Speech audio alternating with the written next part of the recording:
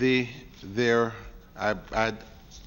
was waiting because there are two issues that I wanted to raise before we begin today, just for clarification.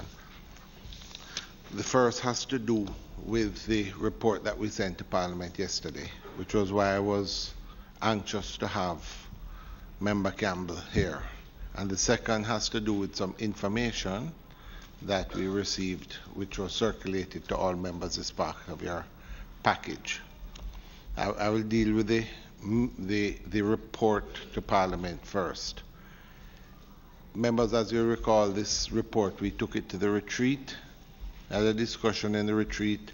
Last week I had asked members who had sent it around, who had taken it at the meeting last Wednesday, and then having taken the report, I'd said to members, if in the period you had any problems, please send it forward.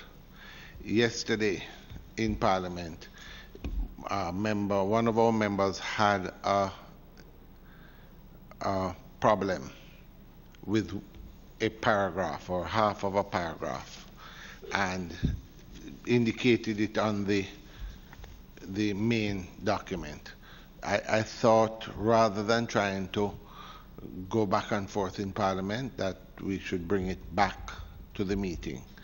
I have subsequently had discussions with the clerk, the consultant. I've looked into certainly my records. I see nothing wrong with what is in the report, but I thought it for us to be going forward in an inclusive manner, that we should look at it and have a discussion and see what the determination is. If members would turn to the report on page 9. Another copy of that report. There we go.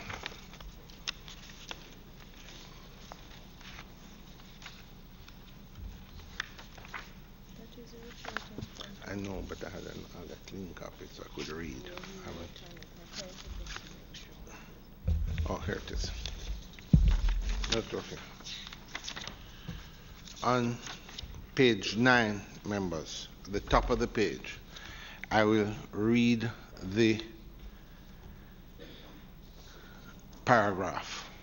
The paragraph is, it was explained that NESOL did not have the capacity or skills in-house to execute the contracts, and in any case, always recruited labor from outside to perform their contracts, and thus Peak Energy Solutions Limited was recruited. But members raised the possibility of conflict of interest, since the founder and sole shareholder of Peak was the then general manager's former boss. The sole sourcing of the contracts, instead of competitive bidding, also raised value for money issues. Members strongly emphasized that repeatedly executing the works without written formal contracts were clear violations of Government of Jamaica procurement rules and was inexcusable. The member had indicated that a section of from the part where members strongly emphasized that repeatedly executing the works without written formal contracts was a clear violation of government procurement rules and was inexcusable. Member had a difficulty with it. I think that just having gone into what transpired and what happened at the sitting, to me, this is a real reflection of what happened at the meeting. So my inclination, members, is that this should remain. But obviously, if member has some concerns, I think we need to at least hear the concerns and determine how we would proceed. Chairman, I think that's a reference to a note I made yesterday on the document. I do not recall, and I stand corrected, if indeed there was a general finding after having heard the evidence that there was in fact a breach. I don't recall. Yes, there was information that it was an oral contract, or there were several oral contracts, and that they did not exceed the then established value of $2 million, and would not have warranted or would not have amounted to a breach of the procurement guidelines. That's what I recall. I think it would have made a very serious quantum leap for us to determine to have information that it is possible to have up to a $2 million limit, and then for us to move to the point where we're saying that because it happened in these circumstances, that it amounted to a clear breach. So that for me was the essence of the objection. All right, remember but the actual wording here, it's really two sentences. The first was that the sole sourcing of the contracts instead of competitive bidding also raised value for money issues. That has to do with the limit of the contract, etc. So that's issue one. But issue two, members strongly emphasize that repeatedly executing the works without written formal contracts were clear violations of Government of Jamaica procurement rules and was inexcusable. And for me, member, this goes to the heart of the problem. If the message is not sent that these breaches of procurement are wrong, we are going to end up setting a precedent that we as members of parliament are here to ensure do not happen. So I'm just saying that I hear your concern, but I feel that this is not just a good reflection of what transpired, but is actually correcting the message that we must send as parliamentarians. I don't know that we need to send a message, because if that is what we're trying to do, because the rules are there. The question is, having heard the evidence from this individual entity, the question is, were they entitled to do what they did? And if they were not entitled to do what they did, then we can make a statement to the effect that it's a clear breach. But I don't know that that is the case, because it came in context of a number of contracts, which I recall asking the specific question as to whether they came in bundles. And no, they did not come in bundles. They came as individual entities. And the question is, were they entitled to do what they did in those circumstances? And if that is the case, if they were entitled to do it just up to a limit of $2 million, then I think we would be wrong in coming to the conclusion that this was a clear breach. Chair, and let me see if I can help, because you are the part that you're speaking about is if there was a breach above the $2 million, which should send it to tender or not. What the chairman is actually saying is that even if it is not a breach of the procurement to do with the putting it to tender, and I mean they can splinter it because the same contractor over and over. The section that the chairman is trying to emphasize is that even though it may not pass the ceiling for a tender, there was no written contract between the entity and the contractor, which, as you're saying, Chairman, is a breach. Because there's nothing in writing to say that, to hold the contractor responsible for the job that he's doing. And even if it is not a part of the procurement that it should be done in a contract, we are saying that from the committee that there ought to be a binding contract between a written contract between the contractor and the entity. So I have no difficulty if your recommendation is right across the board. Nowhere in government's operation should we have force accounts, because that is what it is speaking to. These are force accounts. You have these government entities which decide on their own that they are going to do in-house work, and part of it, as in Nessel's case, No. Mr. Phillips, let me just finish. In Nessel's case, the history has been, and this is what we were told, that what they would do, they procure the items, the bulk items, the wires and other paraphernalia, and they would then outsource the labor. And if you want to make a statement that in absolutely no circumstances must any NWA or otherwise have force accounts, then I have no difficulty with it. No, but I don't think in this instance it was even done as a force account. so no, remember, wait a second. Remember, Campbell, I think we're sort of straying off stump. Let me just say this. I think that one of the things that we want to emphasize, and just proper good governance, no matter what contract, whether someone uses force accounts where they're doing a lot of the purchasing but they're using services, all of that, we are not questioning that. What we're questioning is that government entities should not be making payments to persons without a written contract. There must be some paper trail, there must be some contractual arrangement. So what we're saying is, in this case where they had an oral contract with all the problems, and whether we want to have the debate, I mean, I don't think I could change my mind on that. And so, Chairman, can I just make a suggestion? Just 1 second. And so the question is whether or not this is to go to Parliament. It probably will become an issue of great debate in Parliament as well.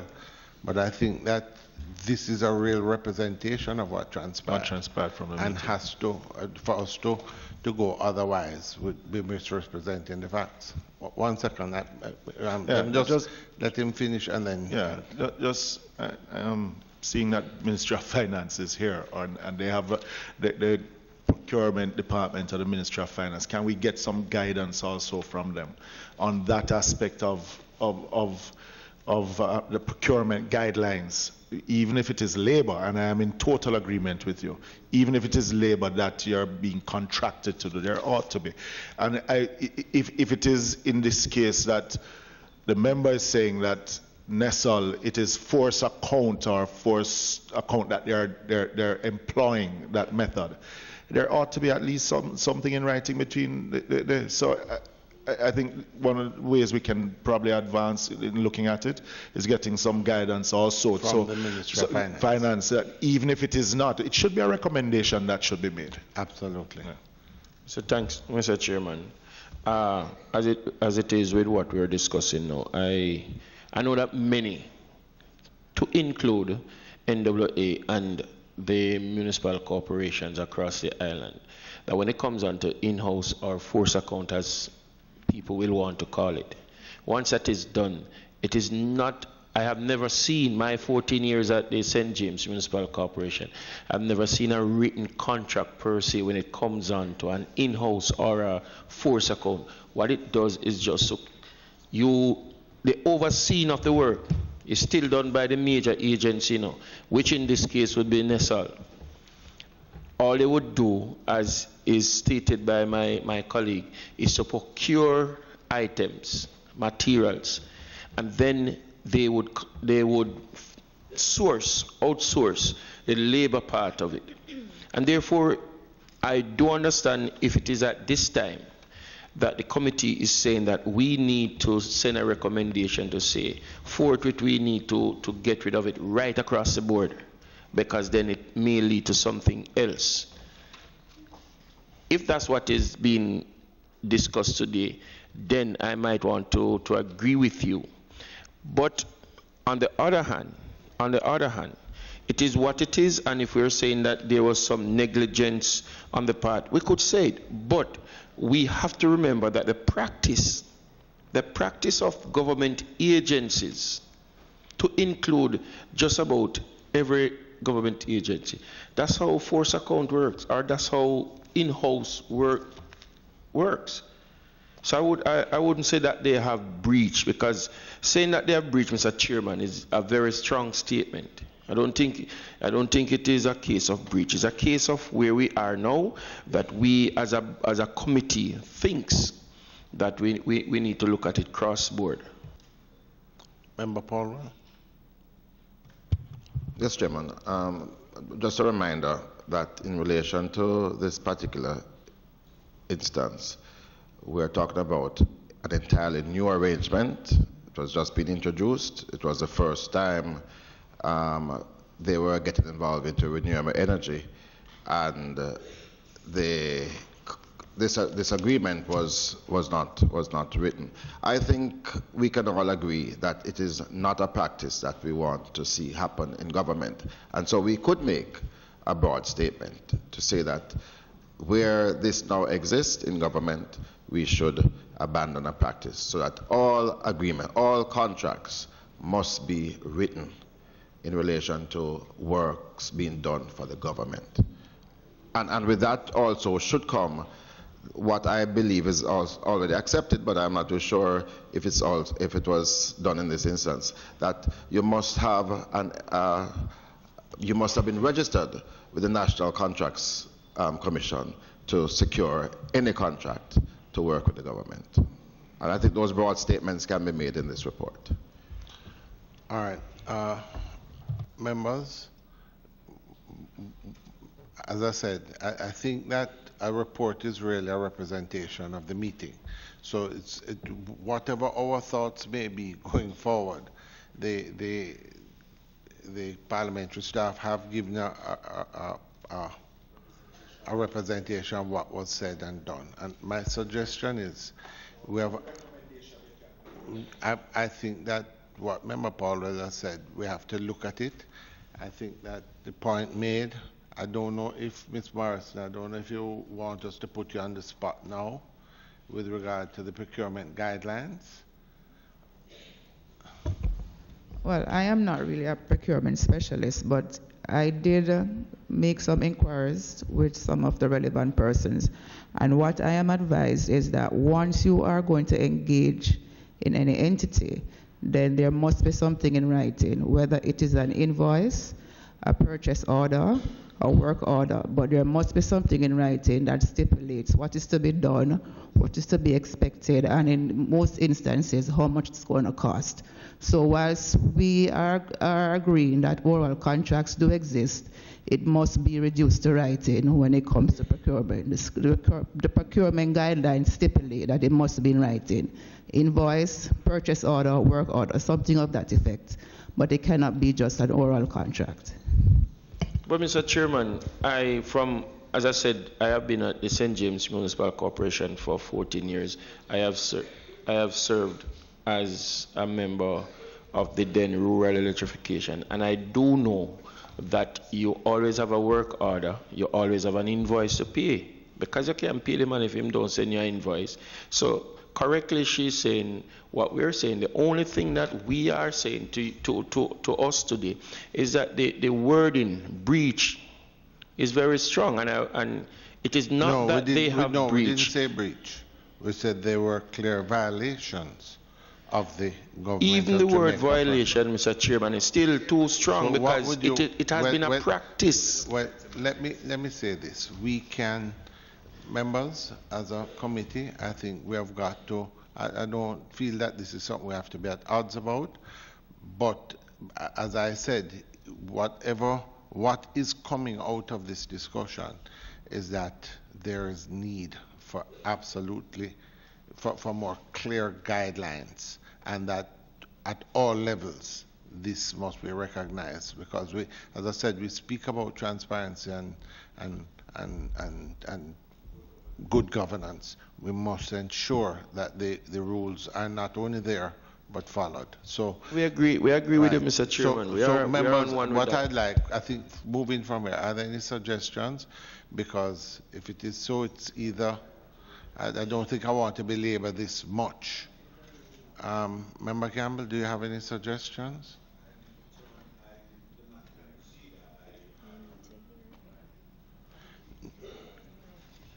We have only 3 members of the Huh? we have only 3 members of the side, so I suppose in those circumstances that Chair, if he has a challenge, he can write a minority report. No, as I said, I think that we are in a position. All right, so members, and members have asked the House Leader to allow us to debate these. I intend to table the report next week. Next week, Tuesday, and I've asked if we can debate these reports in a timely manner so that even these discussions we can have. No, I get that sentiment. All right, members, there is a second issue that I've looked at, and I want to just make a point on it. I think it is important, members. It has to do with the Universal Service Fund and follows immediately in the report on this. If members will look in their files, they'll see there is some information that was circulated to members. It says here, response from the Universal Service Fund to request from PAAC. This was a request that was made. It was made when they were here. It was made on 3 occasions, and we've got the results. And I want to just say, members, that we had requested from the Universal Service Fund a list of all the persons who had applied for the job of CEO of the Service Fund. As we all know, the board would have gotten all the requests for the job, and then having gotten that, would have shortlisted and then selected a candidate for the job as CEO. What I'm looking at here today, members, is the procedure that would have been followed for hiring the former CEO. And I make the point, it has nothing to do with the former CEO, was separated from the company, and that aside, but this has to do with the board that manages the day-to-day operations of this important entity. So, Speaker, members, if you look on the list, you will see, I'll read the first paragraph. It says, the request was a list of the individuals who had applied for the post of Chief Executive Officer at the Universal Service Fund in 2016, but were not shortlisted and the qualifications of said person. The response, please note the names of the candidates and their place. Please note the names of the candidates and their place of study have been removed in order to maintain the confidentiality which would have been expected when these applicants were submitted to the Universal Service Fund. Members, what have been given to us is 24 persons applied for the job and were not shortlisted. 24. I would just like to, members, point out some. I'm just going to take a sample of 5 of those members. Candidate 8 has a doctorate of management in organizational leadership and information technology, master's in computer-based supervisory management with distinction, and a certificate in computer studies. Candidate 22 has an executive master's in business administration, project management, and a bachelor's with honors in computer science and economics. And candidate 24 has a Master of Science in Technology and Policy, a Master of Science in Aeronautics and Astronautics, dual Masters of Science thesis, a Bachelor of Science in Aeronautics and Astronautics with Information Technology, a Diploma in French Language Studies, and right. So I've given you a sample of 5. Now, the question that we must ask is, the board would have gone through these, and the advertisement, as we had heard, was for someone with a master's degree and or equivalent experience. And this is the company that is in charge with building out our information technology infrastructure across the island, Universal Service Fund. How does this board select somebody for shortlisting with all of these 24 persons, but they select somebody who has, for shortlisting, no masters, no bachelors, however, has a certificate, has experience, 14 years experience as a counselor in the Spanish Town Municipal Council, and 4 years at Cayman Track Limited. How do you shortlist that over all of this? It goes to the procedures, and I'm not saying that persons should not be disqualified because of politics or experience or anything like that, but I'm saying in your shortlisting, if you have asked for certain qualifications, how do you not?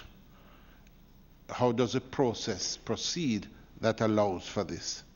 So I believe, members, that number one, we must question the process. I think we have a responsibility to question the process.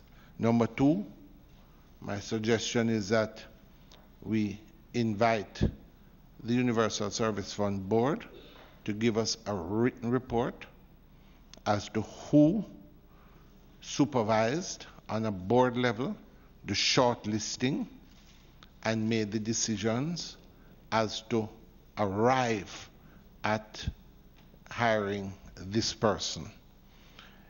This board is now under the purview of the Prime Minister. It is now part of the Prime Minister's responsibility. And members, I would say to you, if I'm getting this report, it is not satisfactory to us that the procedures have been followed as they should. I believe that in seeking accountability, one of our recommendations must be to ask that the board chairman should resign, because if we are not able to get a satisfactory response to this, they would not have done their due diligence and handle the matter in the appropriate manner, remembering that these are government organizations we're dealing with. The last point I would make, members, is that one of the recommendations we made was that in our report was that the permanent secretaries must now be reintegrated into the process of hiring new persons. I remind the committee that there are, I think PCJ will be hiring, Universal Service Fund will be in that process now, NESAL would be in that process now. I think it's those three. I think that we should also ask the permanent secretary to ensure that she has a role to play to ensure that the process is properly followed, and that going forward our recommendations, or at least the spirit of what we recommended, takes place. So that's, I'm giving you based on the information I have here, and I say to my members, I put it to the committee for your consideration. Well, Chairman, the making a finding is one thing. For us to move to the point where we are making recommendations for the dismissal of boards and so on, I don't believe that that's within our remit, and we should really send it back to the Parliament for the Parliament to make a determination as to what it will do in those circumstances. Because I certainly don't want the committee to be tainted as one which is really involved in a witch hunt or is taking on a political flavor. Because hopefully we'll reach the ideal position where whatever we do can be seen in an impartial light. And I think we ought to stay away from making such. And Member Campbell, I agree with you entirely. In other words, I think our job would be to get this information and to indicate, having gotten the information, to the Parliament and the Prime Minister, who is a minister with responsibility, what our suggestions would be, rather than to make a call. But certainly the committee would look at, make its deliberations and make that suggestion. So I agree. Member Paulwell? Yes, Chairman. In addition to your observations and what you are recommending, you had quite correctly highlighted this as a major feature covering the ministry that we are looking at. And in that regard, it might be useful for us to get an update on the vacancies that exist at the PCJ. You will recall that the person who was seconded to the PCJ is now at Petrojam, so we need to know what process is going to be used to fill that position. In relation to Nesol, I gather that somebody has been appointed general manager. If we could get an update on that and the process. And the process. I think eGov was one as well. I'm not too sure if a permanent person was put in place to fill that position, so we could get an update on that and the process. Okay. All right. Member Stewart, you had that. Thank you, Comrade Chair. Mr. Chairman, I want to support your point, Mr. Chairman, because when one looks at the qualifications presented here, and for a board to have selected the least qualified persons, it calls into question the judgment and competence of the board in selecting that person. And it therefore means that we would need to have the board presenting before this committee to find out why did they overlook all these persons who are quite competent and capable, and to find out the reason why this other person was selected over these persons. So it is quite appropriate, sir, that we have a hearing with them.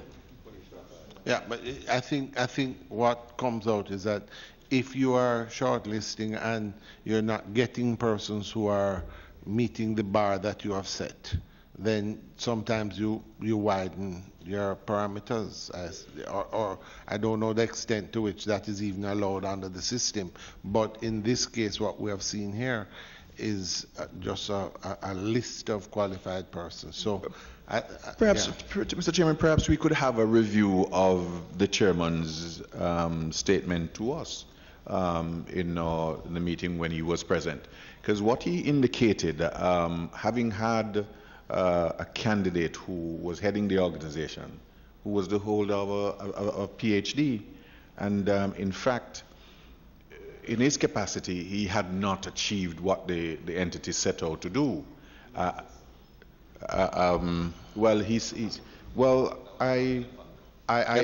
Please address me. No, member. Mr. Phillips, will you stop making sort of vulture remarks? I'd rather not hear them. What I recall the chairman saying is that they wanted a shift in focus because over the life of the organization, they had not the saturation levels which were needed to be achieved for everybody, well, pretty much everybody across the country to have access to the service had not been achieved. And so they wanted a shift in focus, and hence they decided on a certain path. But Member Campbell, if that was the case, then send out an advertisement that reflects that. Don't send an advertisement that reflects that you want a certain bar, masters or those equivalent. are adjectival matters, and yes. I believe that we could. Members, we do have the members outside. The Chair, and you know, this matter brings us back to the issue of Petrojam, yeah, and a similar position that arose at Petrojam, and I think we had a concern on other entities within the Ministry of Energy, but Chair, and I am going to be a little bit troublesome because we do have the members. Yeah, no. Yes. I'm just going to ask for if we could be facilitated in an additional report, because if the committee will allow, because similar where Petrojam was concerned, even though we have dealt with Petrojam, the matter of the board, and it was reported because I remember questions were asked of individuals who were employed at Petrojam when the former general manager was Chairman, there. on a point of order, sir. When the former general... Can I hear on a point of order, order? Mr. Chairman. Yes. Mr. Chairman, is it that we're dealing with Petrojam or are we dealing with Nessal at this point? No, we're having But general remarks on no, procedure. no, Mr. Chairman. No, Mr. Chairman, before... No, hold on. I'm just trying to hear the point of order. We cannot be dealing with general pronouncement and statement, no, Mr. Chairman, when you're pointing to the fact that we have visitors waiting on the outside to be heard. Also, Mr. Chairman, my goodly colleague made a reference to you earlier, and I think we're going down that line now. You understand me? So, Mr. Chairman, please, sir, with all due respect to your position, if you could just pull a tight rein on those persons who want to call you a name of a different statue than what is really is today. I'm not quite. Let me try, please. Member Phillips.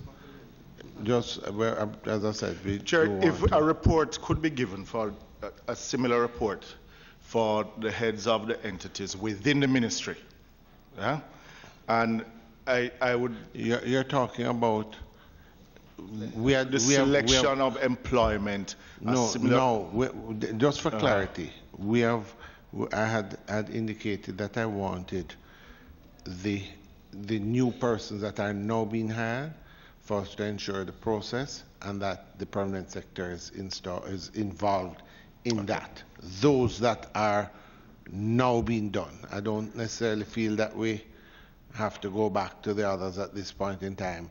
There was a specific criteria based on information I'll be received guided for by this you, one. Chair.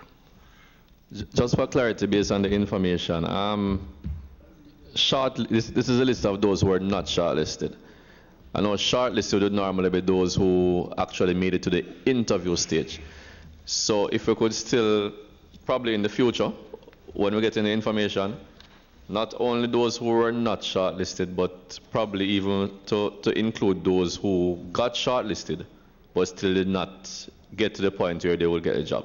I would say to you, member, that what we have asked for is for them to give us a brief on the entire procedure and how they arrived at their decision given the information that we have. Members, I'm going to close the discussion on the report. We will have the report retabled, will be tabled next week. The recommendations, members, I will ask based on what Member Paulwell indicated, I'll ask that we make an addition. What I will do is circulate to members just the additional, not the entire report, but the additional recommendation of a decision, and hopefully we can table the report next week. All right, members, with that, could we call in the entities for today?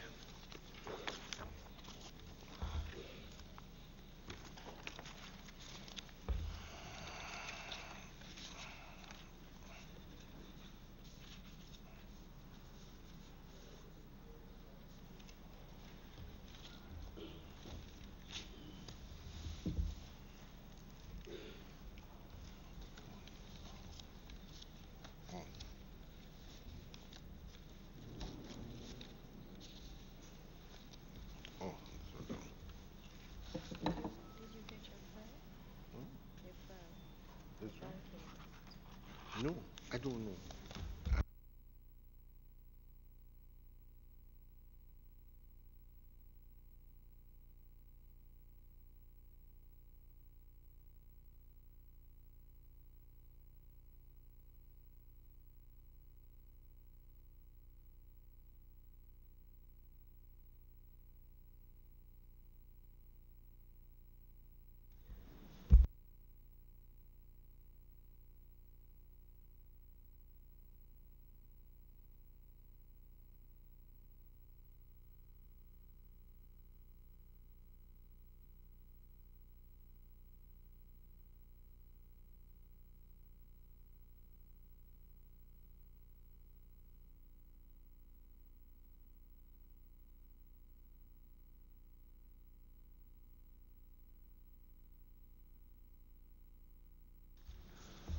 Morning. PS, today I'm hoping we are out of here quickly. Let me welcome you and the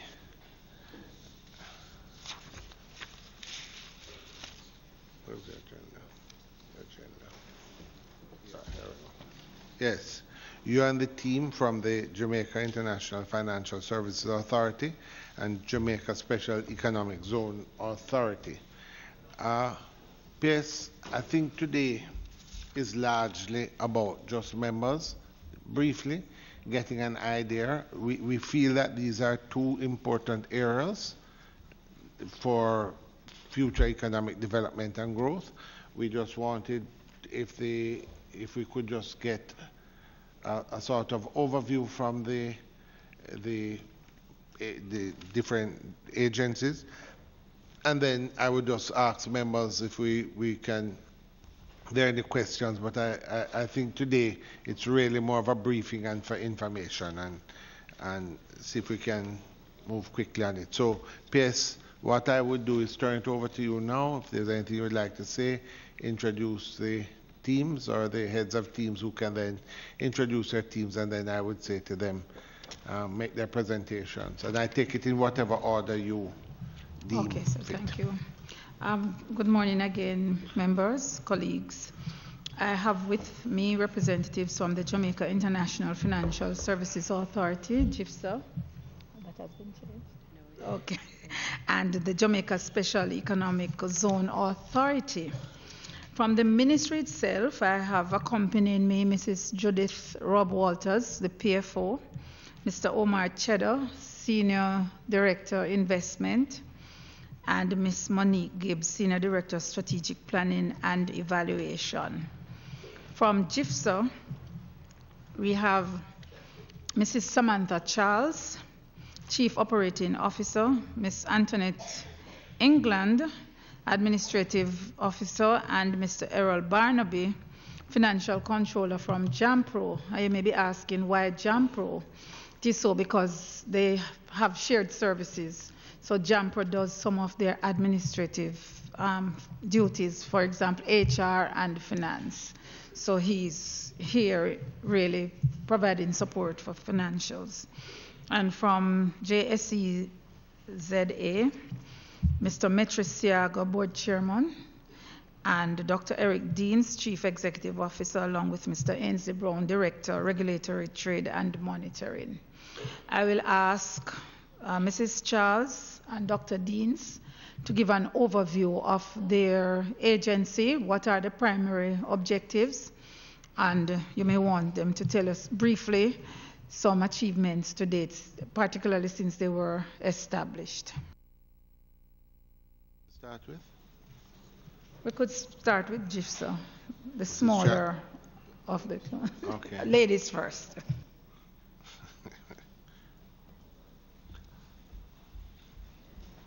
Hello, good morning, members. As PS said, I am Samantha Charles, and I'm the Chief Operating Officer for GIFSA. GIFSA is a public body that was established in 2011 with the primary focus to market and promote Jamaica as a center for international financial business and international financial services. As you may well be aware, this has been an area that Jamaica has been considering for some time and has dabbled with over the years, but made a concerted effort back in 2011 when legislation was passed to establish GIFSA as an authority. Over the years, GIFSA's main role has been to develop and guide the development really of the legislation that would support the services that Jamaica was going to offer as a financial center. Jamaica wanted to be one of the players in that particular market because we saw it as an offering to provide great opportunity for creating employment, generating revenues. We thought that this would have been a fairly straightforward, low-hanging fruit that could yield much to the economic development of Jamaica. We feel that Jamaica has lots of advantages that they can leverage in terms of our people, where we're located geographically, the infrastructure that we have, our telecoms industry, our people, which are our main resources. And so we've went about establishing the legislative framework that would support the services that we would offer. So over the years, GIFSA has been primarily involved in drafting of, or guiding the drafting of the legislation, and also ensuring that the legislation that is crafted is modern, competitive, cutting edge, so that we may be able to compete actively as a jurisdiction of international business services. If I may add, so far, some of the achievements that GIFSA has, notable achievements to date, include the development of 7 pieces of legislation, 3 of which have been passed, and primarily this legislation is to ensure that our business environment is enhanced. So we provided modern business legislation. So what GIFSA has done is facilitated the taking over the archaic partnership legislation by introducing 2 modern pieces of legislation which were passed in 2017, of which now the regulations have been completed and will be sent to the CPC's office shortly. The other piece of legislation, the International Corporate and Trust Services Providers Act, which was also passed in 2017, is a piece of legislation that would license and regulate and supervise all the trust and corporate service providers that be working in that sphere, that would be interacting with international investors and businesses and ensuring that all the due diligence work is done and done properly, so that these persons are actually licensed, and they would be supervised and regulated by the Financial Services Commission, which is the noted regulator in the Act. The Financial Services Commission has also updated us to state that proposals are in place to have the regulations prepared and circulated for stakeholder opinion. So as I said, we have 7 pieces of legislation, 3 of which have been passed. 2 are currently or were tabled in Parliament, and the other 2 bills are to be reviewed by LegCom. We've also had some marketing of what we do on a small scale. We have engaged the professionals the lawyers, accountants, business people, by virtue of seminars that we've held, which have been overwhelmingly received. This is an area that I believe that professional services persons are very much interested in because it offers something extra for Jamaica. It will provide work at a high level professional area, as well as it will provide revenues as well through registration, licensing fees, and renewal fees as well. So GIFSA continues to do that work and to prepare itself to make a big step on the regional front and globally in the area of international financial services. Thank you. Before we start, I see some members. You call it GIFSA, right? Yes. Yes. Just a question. Is this, what you're creating, is it bound by geography or is it bound by legislation? In other words, is it that you're going to try and get financial services and banks and all of them things in an area, or you're just creating legislation to allow for this to expand? The latter is correct. It's the legislation that will drive where the business is. So once you have the supporting legislation in place, the businesses will come, and it doesn't matter exactly where they are located, they will be able to avail themselves of the legislation. Of the benefits of it. So the question I would, because I suspect you're trying to do like what Cayman or Bahamas, countries that are sort of known for this. This is where we want to get in a more meaningful way. Indeed. Now, so what does this seek to do? Attract international banks? Is that what this? What is it trying? What are you trying to do? We're trying to create a center that provides high-valued services, business services for international businesses. In a nutshell. And these persons would get some benefits. There are certain tax. There are certain tax benefits. It's not solely tax benefits, but what we believe we can compete on is cost. So the professional services that will be offered to these multinationals, high net worth individuals, will be cost that we think we can be competing on, as well as a large pool of resources that we have that some of the other jurisdictions that you may have mentioned do not have. But what you're trying to do is get persons here so that persons from outside can invest. That's correct. But you are seeking to have some sort of tax. Is there any sort of benefits that you're doing? I'm trying to understand how you wrap this up. All right, I'll allow her to go back, Mrs. Charles, to go back to that question, but just to add to the committee that in terms of the tax benefits, we have recently got the comments from the Ministry of Finance, and we are in the process of organizing a meeting with one of the ministers to discuss what the possibilities will be, because there are some strictures now in terms of tax benefits. So that is under consideration and to be further explored.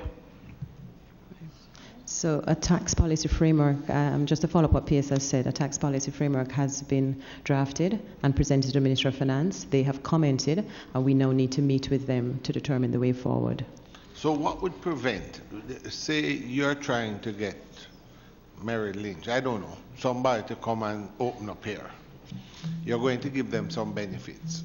What would not the established banks here, Bank of Nova Scotia, others who are international, wouldn't they want to avail themselves of these benefits as well? The laws that have been developed have specifically been drafted in a way that it really is to support international business and not so much for the domestic market. But wouldn't that make our banks less competitive than them in the same environment? Not necessarily. It is that we are seeking to get international financial business, and so the roles that they would perform would be slightly different that a Merrill Lynch should be performing as versus just but then maybe our local banks could then have an arm that would seek international? Well, a number of the banks that are here are actually international banks as well. So, yes, it could be that they do perform some international services, but not from a domestically founded bank here. All right, I have member Paulwell. I think member Stewart. Is there anybody else?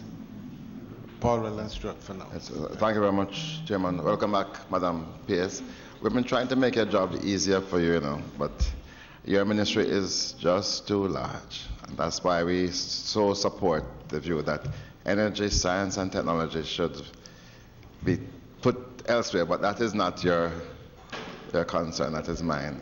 Yes. You could move a resolution. You would support it? You would support it? Chairman, she would support it. You what? No, it's not likely. It's not common for you to miss these crucial interventions. The consultant was making. No, I wouldn't put the permanent secretary on spot. Let me leave that be. But I wanted to ask Mrs. Charles, because we have been toying with this concept for many years. The aim is to recognize Jamaica's proficiencies in certain professional skill sets and to offer these to offshore. So it's not business that is onshore, it's business that is offshore. And I thought we had passed some time ago a foreign sales corporation law, which was to embrace not only financial services, but accounting services, legal services, and so on. What has become of that bit of legislation?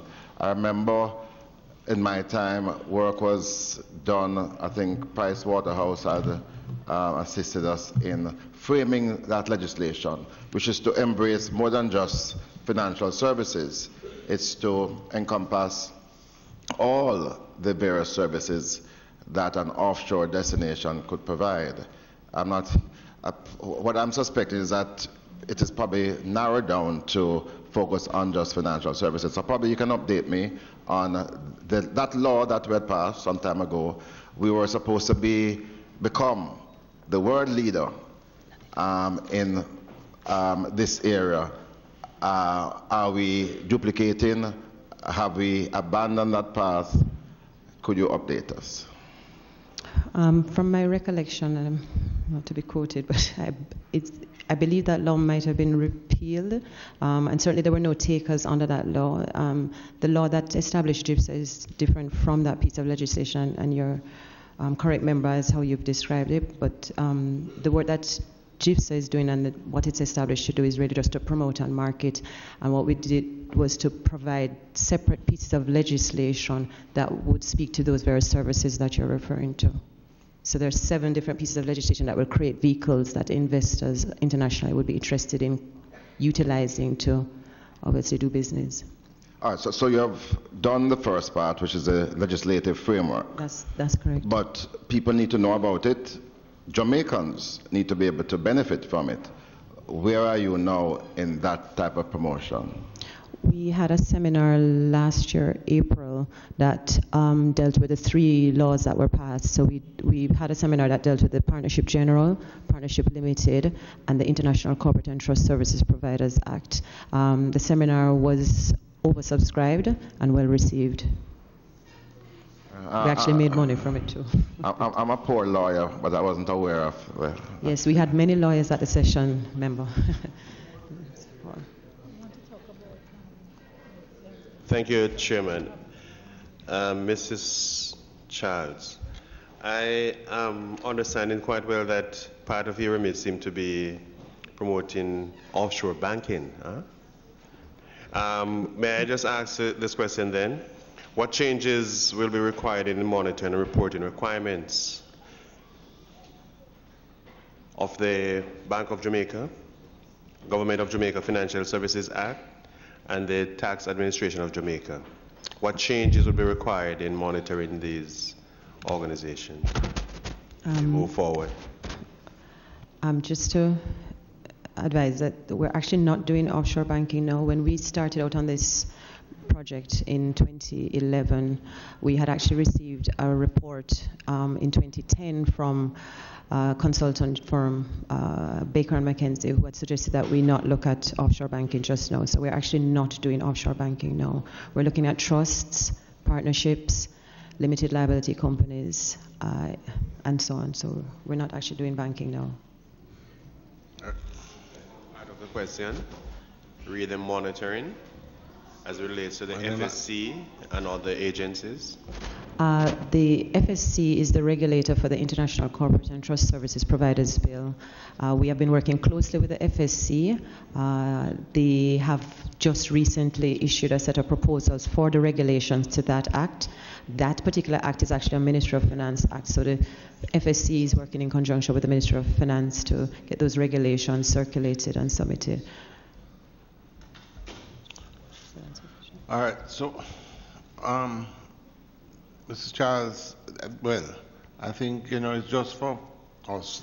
I would just have two last things. One, I mean, we're very supportive of anything that opens up new parameters to us.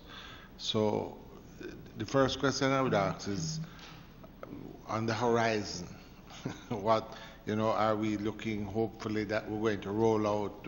What's your sort of projection of this process? And are we still in a competitive arena? I know there's a lot of work to be done, but give us an idea of, sort of an idea of the enthusiastic way forward. And secondly, just something that had come in here. Our corporate tax here in Jamaica is 25%. What attracts a lot of these trust companies, different things, is low income tax. So how because I heard that was part of it, then not part of it. I've heard that the PS has indicated that there's still discussion to take place. But does this not impact the projections in a real way if we're not able to sort of put it within a framework that makes it attractive? All right, to answer your first question, well, we are very enthusiastic about the process and the progress on the possibilities of what it is that Jamaica could offer, and whilst establishing this center. The projections really are, we do have 3 bills passed, and the regulations will be coming off soon because both the Companies Office and the FSC have signaled that they have completed, the Companies Office has completed regulations for the partnership, and the FSC are on their way to do so. And we have 2 other bills, one of which was tabled, I think, before the recess and is about to be retabled. That's a trust legislation as well as the IBC legislation. We believe that those are 5 key priority pieces of legislation that could, once they've been passed, we could go out marketing. And what we're doing right now is we're doing the marketing simultaneously whilst waiting on the legislation to be passed. So we're ensuring that we have a marketing plan in place. We're looking at the markets that we need to go to. We have been attending conferences and building networks and building support in the region. We have questions asked about this every day. When is Jamaica going to start? So we are enthusiastic about it, and we do believe that certainly by the end of this financial year, we should have the other pieces of legislation to add to the 3 that have already been passed. So we should have at least 5 good, solid pieces of legislation. If you think about it, the trust legislation is one that's codifying trust law, and that's a big improvement to our legislative framework as well as our business legislation. And to answer your second question... So it would be a lot like St. Lucia in that. I'm sorry? Like St. Lucia. There's a lot of that, is that? Well, I don't want to make comparisons with. I don't want to make comparisons with other jurisdictions because Jamaica is special. So we expect to do very well in this area. We have the advantages, and we really do expect to do very well in this area. To answer your second question about the corporation tax and it being at 25%, the tax policy framework which was drafted, which I mentioned earlier, does contain matters to do with corporation tax and other taxes, looking at anti-avoidance measures as well. And as I said, the Minister of Finance has commented, and excuse me, and it would be remiss of me to really comment before them because we are about to have meetings with them on it. But it is being considered, so your point is taken. So you're caught between trying to make it attractive to investors and not making it too disadvantageous to our local Indeed, entities. yes. So there's a gray area there. All right, members, if there's nothing further, I would move on to the second. Dr. Deans will speak, and the chairman is also available. Okay, good. Yes, good morning, Chairman. Good morning, members. I will just give you a quick synopsis of the Jamaica Special Economic Zone Authority. The authority was established with the passage of the Special Economic Zone Act in 2016. The SEZ Act essentially replaced and repealed the Jamaica Export Free Zone Act. The intention of the Act was to put in place a modern piece of legislation that will allow us to attract a wider and more diverse set of industries into the economy. It was also intended to satisfy our WTO commitments under countervailing measures and export subsidies, which had to be enacted before December 2015. So as such, the Act came into force in February 2016 and established the authority. We subsequently had implementing regulations passed in 2017 and further amendment regulations passed in 2018. So the purpose, as I mentioned previously, of the Special Economic Zone regime was to create a regime that allowed companies, multinational companies, which have diverse supply chains, to locate part of those supply chains within Jamaica. It was recognized that when you look at the Doing Business reports, that Jamaica ranks very low on that international benchmark. So we had to create a regime that was somehow separate from the domestic economy and allowed provided special incentives and facilitation that made it those companies able to operate competitively within the zone. As such, the Act is specifically designed to be world-class. There are some 3,500 special economic zones across the world, and some are more successful than others. So with the assistance of the World Bank, some consultants were engaged who selected global best practices which were incorporated in the Act. When we're out there in the international market seeking to attract business, these global investors want to ensure that they have predictability, transparency, very clear standards in which they will operate. And as such, with the passage of the Act, we have seen tremendous activity and interest of global investors, and even indeed our domestic business community showing considerable interest in investing in the Special Economic Zone regime. So just to give you some of our accomplishments,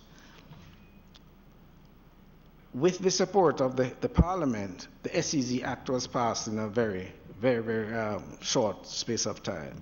We also got the implementing regulations and the amendment regulations passed very quickly, and we want to express our gratitude to the Parliament for that.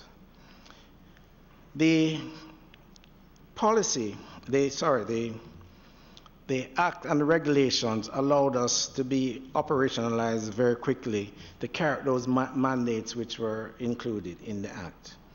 And since that time, our primary focus has been two parts. Firstly, as I mentioned, the Act repealed the Free Zone Act, so the existing entities which were under the Free Zone regime had to be transitioned into the SEZ regime. We inherited some 200 entities which had free zone status. So we needed to bring those into the under the modern regime. What we found with those 200 companies, that not all of them had practices or standards which were compatible with the existing SEZ Act. And so we did an inventory exercise, which was recently completed, which showed half of the number having what we would call a clean status, and the other rest needing either some validation, or some of the companies which were dormant or no longer in existence having to be removed from the records.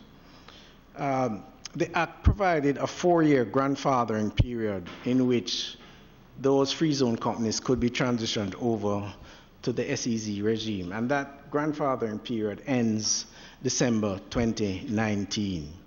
So we expect that during the upcoming year there will be quite a feverish activity of the existing free zone companies to transition over into the SEZ regime. So, notwithstanding, companies which have recognized the benefits under the SEZ Act, both domestic and international, have started to apply for SEZ status. So to date, we have facilitated some 22 applications. This includes transitioning companies and new companies, with a total value of several $100 million worth of investments. And in the investment pipeline, we have, at different stages of engagement, 124 companies with a total investment value of about $8.6 billion, with a potential employment of, over the next 10 years, of 92,000 direct employees. And if you multiply that by 5, you get the indirect. What we have sought to do in our relatively new agencies, one of the requirements under the Act is to establish what is known as a business acceleration center, which other people would call a one-stop shop, so that we can work closely with the other ministries, departments, and agencies to facilitate these investments. As a key part of that, we have signed a tripartite MOU between the authority, customs, and tax admin. Both of these entities also sit on our board to facilitate the processes that we have to go through. That facilitates, more efficient information sharing. It allows us to do the due diligence on applications. We mitigate revenue leakage and other such issues.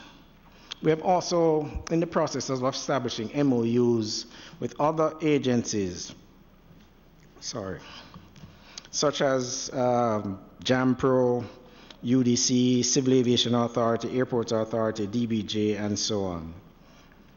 It is important to recognize that the facilitation and incentives that exist in a special economic zone to facilitate legal businesses also are attractive to illicit activities. So in carrying out our processes, in going through our application process and eligibilities for companies to be in the zone, we have to be very meticulous and thorough in terms of reviewing those applications.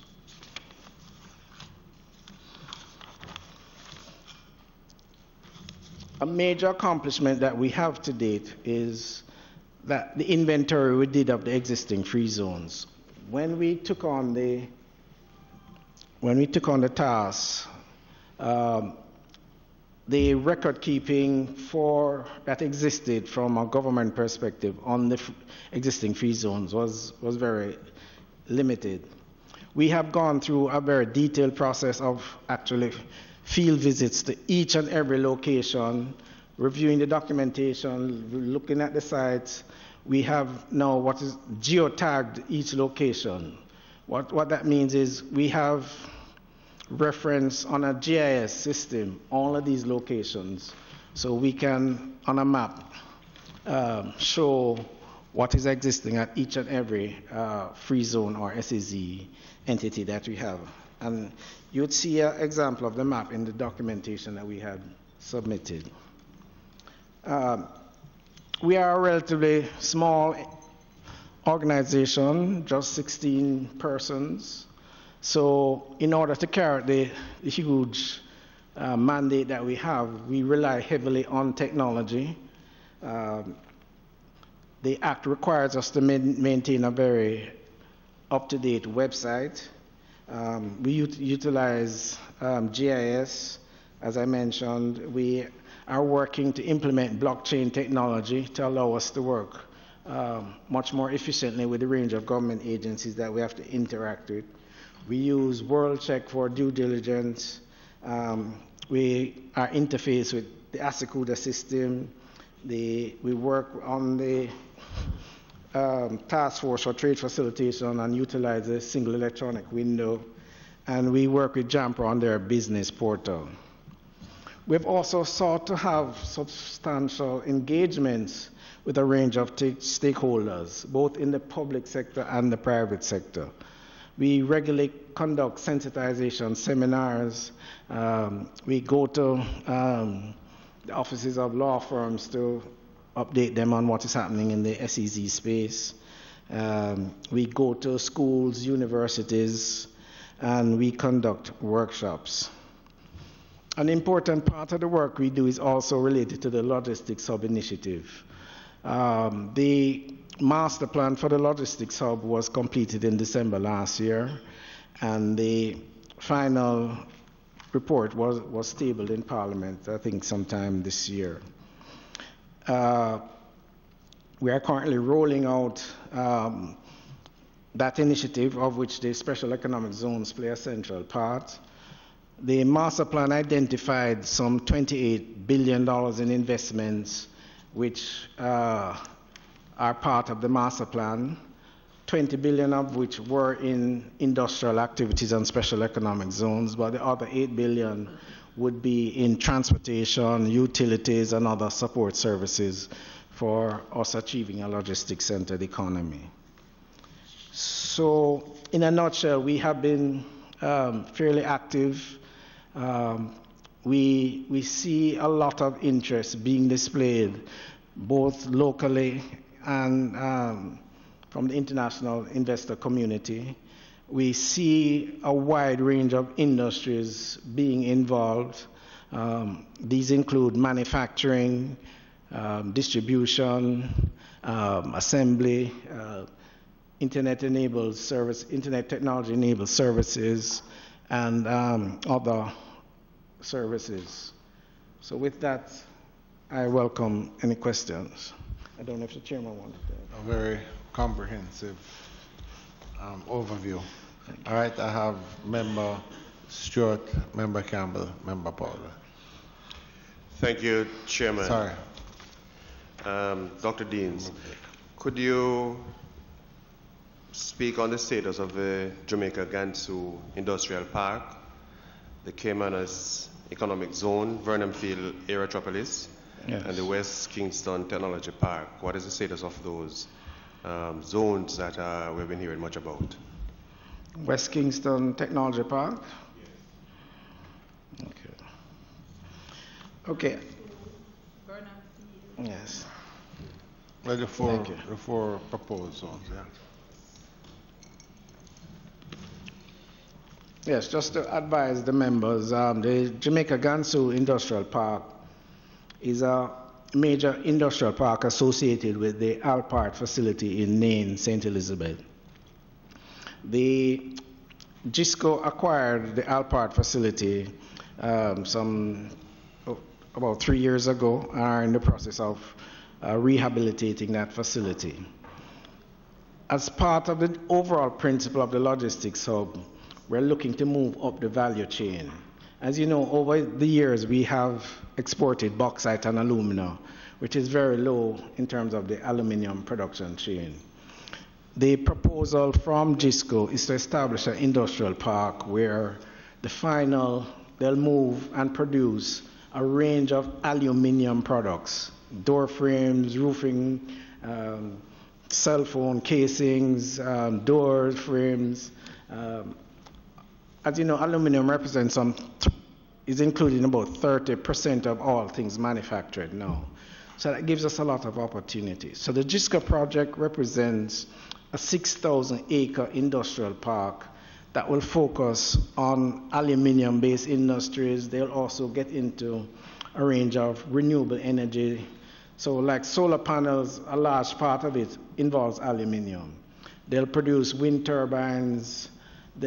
Jamaica also has a lot of limestone, so they'll get into the limestone sector.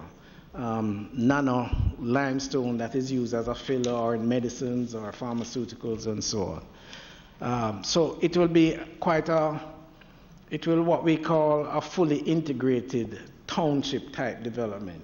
And this was what was contemplated when the SEZ Act was brought in, that we'd move away from these small isolated standalone zones and start moving towards these larger type zones that you could have industrial clusters located. So we meet weekly. There's a framework agreement between the government of Jamaica and Gansu, and there's a core implementation team that meets at Jamaican House every week to go through the planning for this activity. Over the last 2 years, we have also gone to China to meet with the Gansu government to have more detail. So we just came back about 2 months ago from the last meeting. That project is progressing quite well, and we understand that over $1 billion has been invested in terms of acquiring some of the equipment to rehabilitate the plant and to put in a new power plant and to start rehabilitating the port.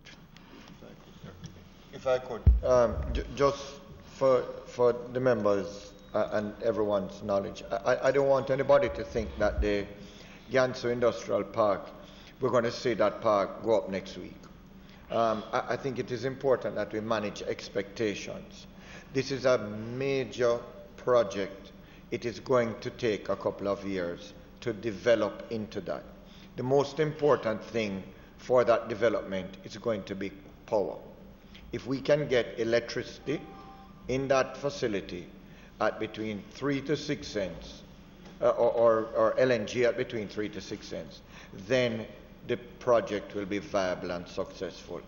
So there needs to be a couple of things that happen before the industrial park. Yeah. So I think it's important to note that the first wave was them purchasing Alpart, and they've spent $1 billion to date. The next thing that they're doing is rehabilitating the plant. And we were in China, I was in China as recently as last week, and we met with the team from Siemens, where the machinery has actually been ordered from. So the second phase is to upgrade the plant. The third phase is going to be to build the power plant and restore the facilities of the wharf at Port Kaiser. Once those four things are done, then the industrial park will take effect. So we are looking at somewhere between 2 to 3 years before we see the industrial park, and that is just for management of expectations. Just before you, Mr. Campbell, just trying to understand. So they have bought the plant, but we're talking about special economic zones. What your discussion here, you said they have purchased the plant, they have spent some money. A lot of it is on upgrading the plant. Am I correct? Yeah. And then, and I suppose the wharf and whatever it is, but that's to come. But in my mind, a special economic zone is sort of other issues. What it sounds like to me is largely the bauxite. They're upgrading their plant, building a power plant, doing that. So it's sort of, I'm not quite certain. Okay. Which how does the overlap take place? Chairman, sorry, Chairman, what it is a bauxite plant is where they're going to get their raw material from. So one has to come before the other. What they're doing is building the base there. And that is the base for what the industrial park and the city. Yeah, so what would they, all right, so that plant will develop what? That plant is a bauxite plant which is developing aluminum, which we would normally export. So then they are now going to build a plant now that is going to turn that alumina into aluminum, which is going to then... So basically it's a value added of that. So you have, yeah, but I think for those uneducated in special economic zones, we see a whole range of, sort of trading in a wide range of things. So I was thinking of a park with, different things. But what you're really dealing with a special economic zone that's focusing on bauxite and its byproducts. Am I somewhat correct with that? Yeah. Okay. We're just doing the pre-work with them. I got you. Yeah, okay. Member Cameron. Chairman, before you move on, there were three other parts that I sought clarification on.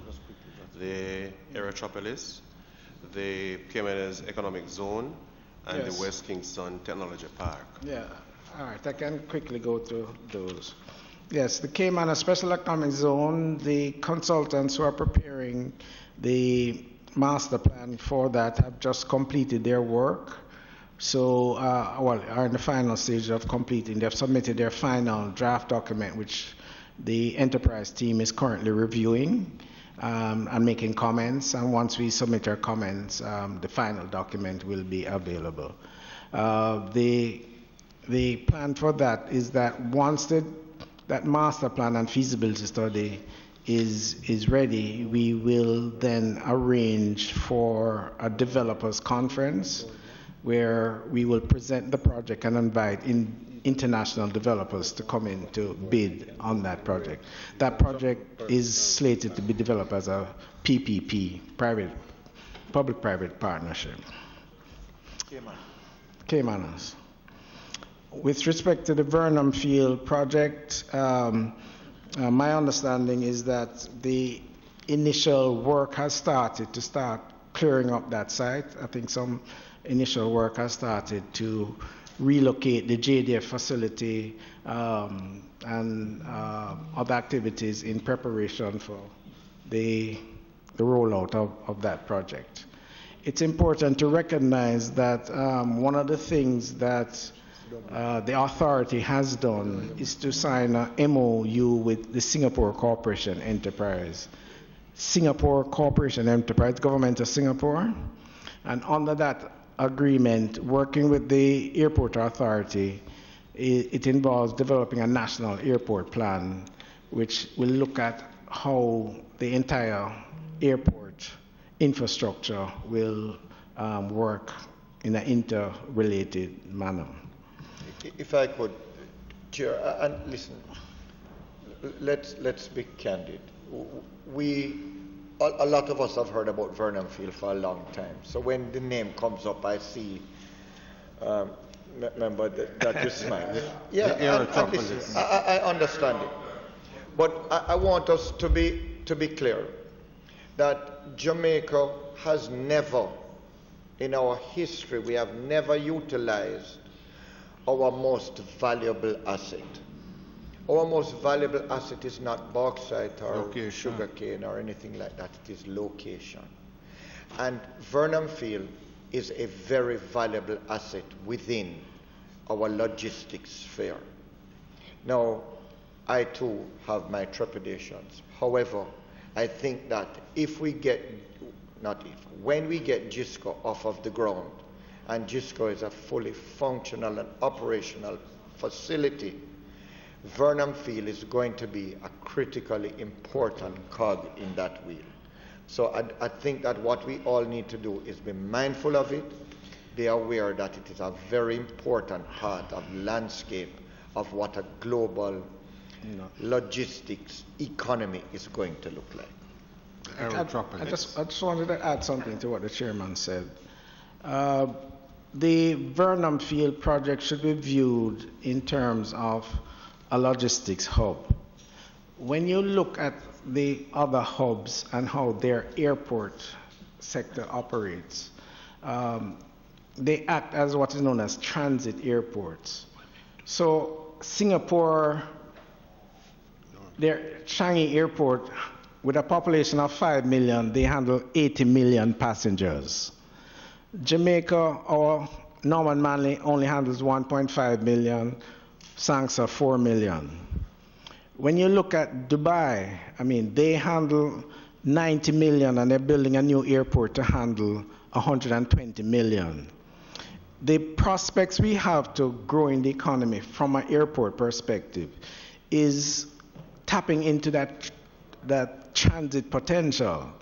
Because when you think of an aerotropolis being able to attract an average of $100 from 50 million passengers, that gives an idea of the economic impact you can have just by providing a real world-class transit airport.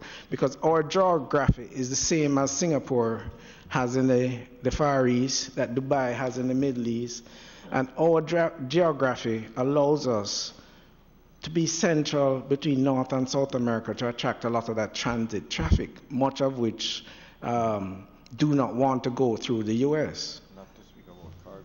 Yes, not to mention cargo. Before assuming this seat, I said I wanted to Chairman's privilege. well, I'd ask permission of, yes. But with the Burnham field, and I heard Mr. Siaga mention that once we get the GISCO project off the ground, then Burnham field would no, but you are the second entity that I've heard said that. Yeah? The challenge that I have is there is $300 million now under the budget of the Airports Authority to be spent at Burnham Field for clearing up and fencing. After we spend that $300 million, how far are we down the road? It's a similar situation that happened out at the Bosco Bell Aerodrome, where monies were from same airport authority committed to a project of expanding the runway, of putting in new facilities, but there was no contract with any carrier to facilitate that, and even now there's still none. Yeah? So, you know, if it is that GISCO is 3 years off of even getting off the ground of that park, and then Burnham Field is supposed to be next, why spend $300 million now in a project that is... With due respect, sir, that falls way outside of our remit and way above my pay grade. What I can say to you is this, that that project falls under the permanent secretary, the ministry that she's permanent secretary for. No, the Burnham Field. No, I think he's making reference of what you said in terms of AAG and PAS. No. I was just making that as an example of... What I would say, sir, our responsibility as an authority is to provide support. And we are so doing to Burnham Field project, to the projects that you mentioned. And we will continue to provide support as we are requested to so do. Well, Madam Permanent Secretary, can you give us shed any further light on the Burnham Field? We can provide an update. Please. By tomorrow or so, we will send you an update. All right. Chairman, but pretty much what has been reported is that a contract was let by Airports Authority for the clearing of the area. Consultations have been held with members of the communities to apprise them of the plans for the plant. But there is a project manager who has been engaged, and we can give you further update in terms of where they're at and what the plans are. Because it no longer, this project itself falls under OPM and not Ministry of Transport, and Airports Authority falls under. No, I understand that. Right. Okay, but I'll await the report. member. Just a follow-up on the Burnham Field issue. Some time ago, concerns were raised by the earthquake unit at UWI as it relates to the location of this special economic zone. Are there any consideration being given at this time to the works to be done? Again, outside of our remit, and but we have questioned and we have been assured that everything is fine, but not to our remit. As far as I'm aware, discussions are being held. I know some tests are being conducted, for example, stress tests, and that issue was brought to the fore recently, and discussions are being held on the matter. But as the chairman has said, that they have been given assurances, but we will make that a part of the update to say what has happened since that report was made in the media. I think it's Member Campbell first and then Member Paulwell. Chairman, I heard you say that the viability of these projects hinge to a large extent on energy.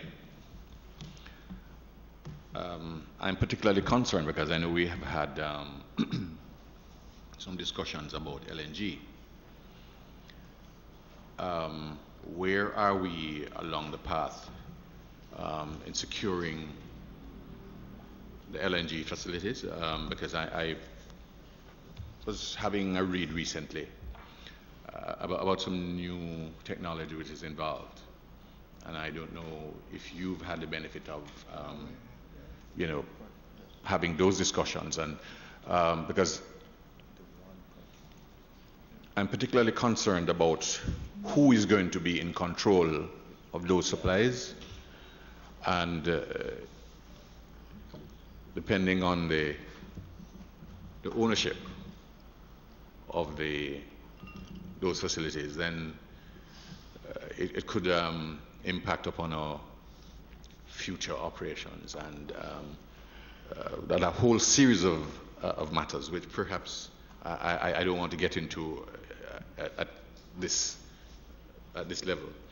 But I'm particularly concerned, and then so that you could give us some level of comfort as to who are the possible owners of the infrastructure which is going to take us into the plant in St. Elizabeth, and to a lesser extent in the Caymanas economic zone.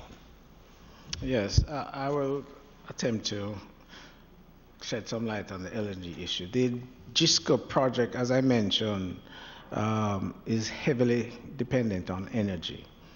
The current bauxite operations, the figures that we saw recently, their production costs for alumina come up to like $520 per ton, and 50% of that is energy. The world price for alumina is just under $500.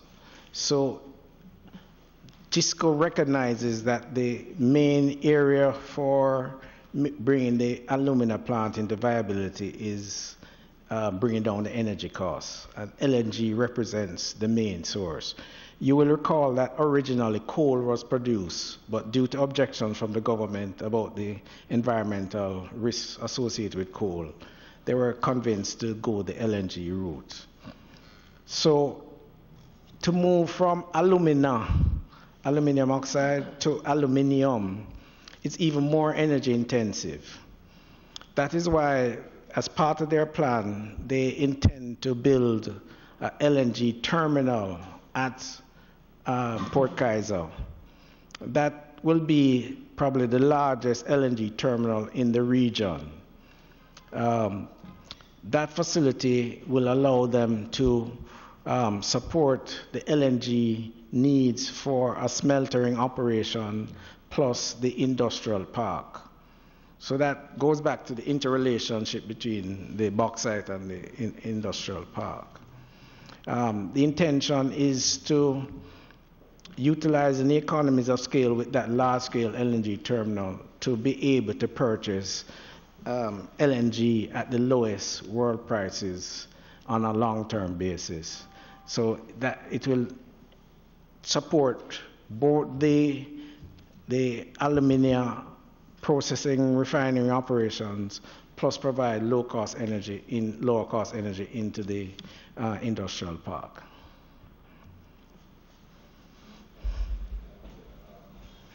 I take it from what you're saying that it is proposed that the developers of the park will be the owners of the terminal facility. Yes, that's the plan. All right. Member Paula. Thank you very much, Chairman. I have three specific issues and questions to raise in relation to the presentation.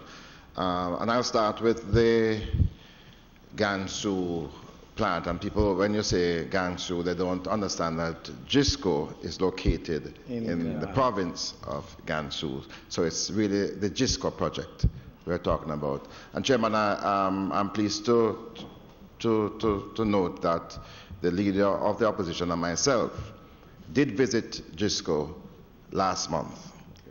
And we were apprised of the project, which accords with my own view in January 2016 that this really is going to be the true logistics hub. After we've looked at so many others, this is going to be the logistics hub in relation to blending bauxite, aluminum, but into a manufacturing establishment which is adjacent to the plant. And what is pleasing is that the framework now, which wasn't finalized in January 2016, is going to be through the SEZ. And I believe it's an appropriate framework. The issue relates back to the matter that my colleague, Mr. Campbell, raised, because I think it is very important for us to ensure that investors are quite clear, and the way it's clear, to enable them with confidence to proceed not only to establish this 240 megawatts, which is to enable them to operate an efficient refinery, but we want to get to smelting. We also want to get to those persons who are going to be using the premises for economic activities to be able to get cheap electricity. And I think it's important to clear from now with JPS so that there can be no issue about exclusive license and so on, that within this preserve of the SEZ, there will be no issue for GISCO to own and operate and to distribute to its tenants electricity at a much cheaper cost. So that's the first question. I'd like to just deal with all of them and then you can take them in turn. The second issue has to do with Burnham Field. I declare interest. I am the MP for the Norman Manley International Airport, which has just gone through a process of privatization. And it is my understanding that the operators, the new operators, do envisage an airport that is much different from what we now have. An expanded runway, the fact that we now have the North-South Highway.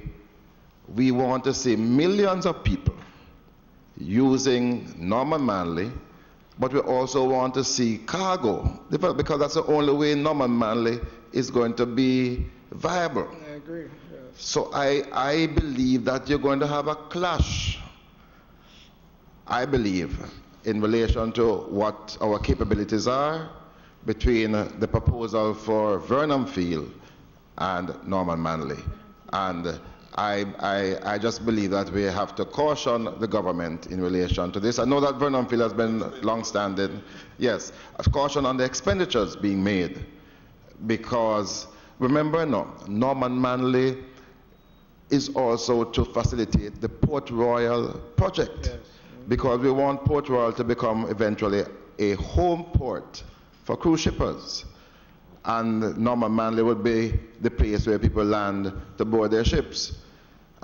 So the potential there is vast, but we don't want it to be hampered by misfocus at this time. So I urge that we we try to preserve the viability. And I know that you might run up against some legal issues with the new owners if they believe that what they have purchased or bought into in any way will not materialize because of competing projects. The third area, Chairman, has to do with the existing free zones, because there is a transition period. And I know that those persons involved in the BPO sector were very concerned because they're leaving a regime of zero taxation to a regime of new taxation. There's also a regime of a regulator that is different from SEZ. You have the Free Zone Authority of Kingston, you have the Montego Bay Free Zone. What is going to happen to those two agencies of the state? Are they going to coexist? They can't, because the free zones, as we know it, will no longer exist. But I'm still concerned that having granted, and I did grant a number of licenses to single entity free zones operating in the BPO sector, and did give them the assurance of this taxation in perpetuity. What is the reaction now? Are we going to see some of them moving out? And those jobs that we are celebrating. And I smile when, there was a time where we spoke of 40,000 jobs and 50,000. We're seeing it takes a little while to materialize, and these things are happening. But we want to make sure that those jobs not only remain here, but we achieve the 100,000 that we can. So I'd just like to understand now what is going to happen in all of this milieu, whether or not we're going to see the regularization of the sector under one body rather than the other bodies and the taxation element. So there are three separate issues. Okay, I'll just speak about the issue regarding Norman Manley and the privatization, and your concern about the clash between what will happen there and Burnham Field. Just recall, remember that from the first time the attempt was made to privatize Norman Manley, a study was done, the feasibility study was done, and it pointed out that there should not be any passenger operation at Burnham Field, because it would affect the viability of passenger load at Norman Manley. And as a result, that was one of the terms of the agreement. So we don't foresee that there'll be any clash. The development of, and that is very, very clear. The development at Burnham Field is being done in phases. And the first phase, they are focusing on having aircrafts being serviced here and being repaired, as well as a school, a possible school. That is a focus. There's been no decision in terms of cargo load. That is something that too would have been a concern, but until the concessionaires, they put their plans together, then Burnham Field is currently focusing on developing the area to do repairs. So we don't foresee that there'll be any clash. And in that regard, Madam Pierce, there is a prediction that is not going to happen in our life. What is not going to happen? No, I am suggesting to you that this notion that Burnham Field will one day become a repair ground for airplanes, where there's such tremendous capacities elsewhere in the world. All I'm suggesting, let us focus on the GISCO logistics hub, because that is real. Let us make sure Norman Manley materializes to its full potential. Well, that is the objective of the privatization, and as I assure you that that concern from 2014, when the first attempt was made to privatize that was clearly on the table, that there ought not to be any competition because it would affect the viability. So everybody went into that agreement with that notion that there ought not to be. Right. And even though that is so. So let us continue to dream about Burnham. I will deal with the JPS. I'll deal with your question on JPS and GISCO. My understanding is that there are discussions taking place between GISCO and JPS because it would be wise for an entity like JPS to take into account such an opportunity where large-scale, cheap LNG is available and the prospects for building large power plants which would have surpluses. And under the electricity license, as you know, JPS is the sole purchaser of any electricity in the country. So my understanding is that discussions are taking place. But could I just suggest, I think it's unfair for the investor to have to contend with JPSCO. No, I'm not saying... It was always my view that when you get to whether a free zone or a special economic zone, that is not within the terms of the license. Right. Okay. That the investor shouldn't have to go and negotiate with JPS. So the government should give them this assurance and for them to proceed. Yeah, my apologies. I sort of didn't understand the question correctly. Yes, we have been talking with the OUR, with the various entities about establishing a special regime within the SEZs as it relates to energy. We have discussed either some separate arrangement or some wholesale rates and a range of different options that would apply just in the SEZ space. I think what is most important, though, about what Dr. Dean is saying is that we have been proactive and we have taken the bull by the horns and gone to JPS already, we as the SEZ. And to my surprise, Mr. Paulwell, they have been very receptive. And they have said to us, listen, we are very open to discussion and we want to be a part of, we don't want to fight against. So there are preliminary discussions at this point. We have given our investors, our international investors, the assurance that we are doing everything within our power and within the law to ensure that they're going to be able to get the final result that they desire, which is low-cost energy through their LNG. So we are on it, we accept your point, and we are on it. Yeah, the third point was the existing companies that are to be transitioned from the free zone to the special economic zone. And quite a few of the companies have made the transition already.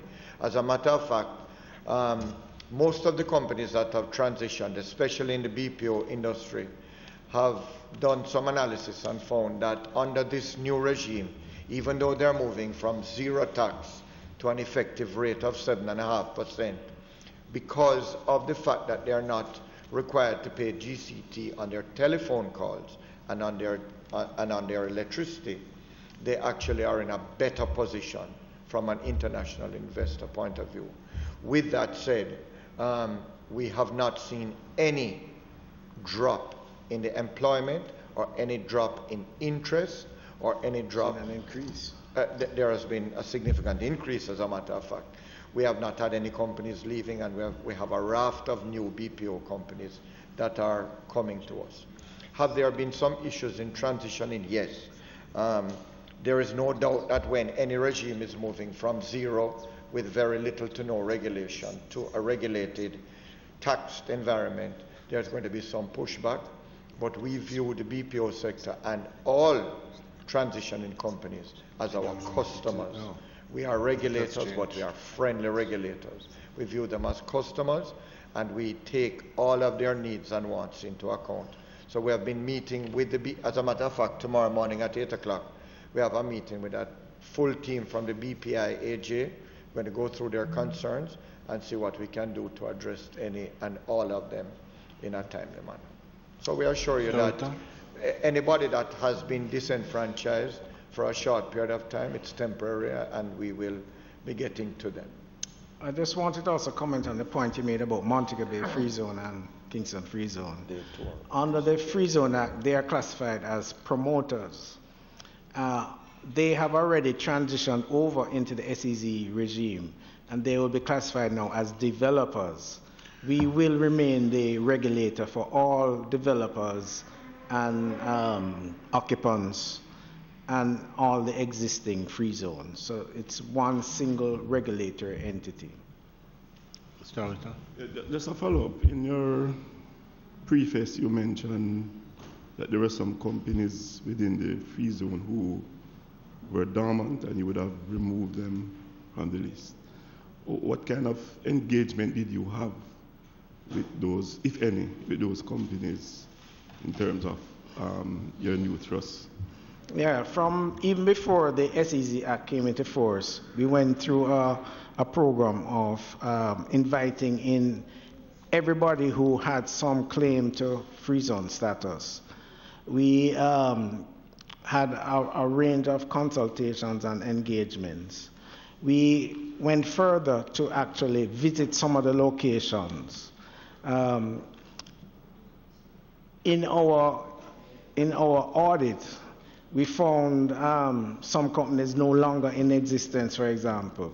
We found some addresses, like the address was 12th floor of a building that only had 8 floors. You know, so some of those companies immediately would have, right? Some companies were involved in free zone activities during the garment sector. Those companies left, and so we have gone through a process of cleaning up that inventory. That's what we're... There was full control. Yeah. Just, I mean, it's your constituency, but the GISCO special zone, it is going to employ a fair amount of persons over a period of time. Do we have any special arrangements worked out with the company as to sort of how you're going to deal with Jamaicans versus expatriates? Yes. And secondly, is there an intended expansion? And if so, how do you treat with like what they, you may be having one of those town hall meetings for the expansion going forward. So yes, we spent a lot of time down there. Yes, all right. Yes, Chairman, thank you for your question. The GISCO has been a model investor in many ways. When they took over the plant, it was operating on a skeleton staff, and they eventually re-engaged many of the staff who were formerly employed and brought. I think the plant currently employs like about 800 people. I think only 70 or 80 are Chinese, the rest are Jamaicans. As far as their sorry. I think it's important to note that when they started, the initial employment was 300, of which 280 were Chinese, as Mr. Paul said, through negotiation and persuasion. And it is a topic that we have never left. Every single time we have spoken to them, they have accepted the fact that they are going to start out with more Chinese than Jamaican and transition that as the transfer of knowledge comes into effect.